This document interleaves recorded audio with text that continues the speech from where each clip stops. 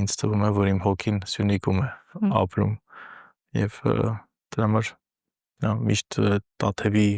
վանքի հատվածը եւ բնությունը եւ այդ լեռները դա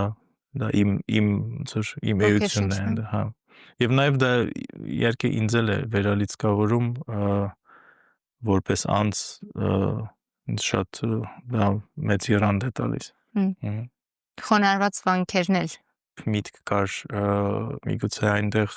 տարբեր գործեր կատարել այս սոլո ջութակով եւ տենց միտք եկա, որ հիմա մտածում ենք ոնց իրականացնենք, որտեղ մենք ուղղակի ունենք